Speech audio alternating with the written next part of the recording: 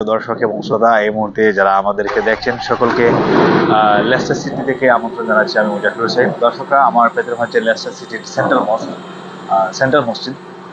এবং আপনাদেরকে আরো একটা জিনিস জানিয়ে রাখি, যদি আমরা লেস্টার সিটিকে মসজিদের শহর বলি তাহলে কিন্তু ভুল হবে না। তার কারণ হচ্ছে লেস্টার শায়ারের ভিতরে অর্থাৎ লেস্টার বিভাগের ভিতরে প্রায় 374টা মসজিদ রয়েছে।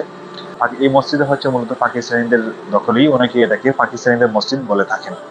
পাকিস্তানিদের মসজিদ হলেও এখানে বিভিন্ন দেশের মুসলিমরা এখানে নামাজ আদায় করতে আসেন, বা বাংলাদেশিরাও আসেন, ইন্ডিয়ানরাও আসেন।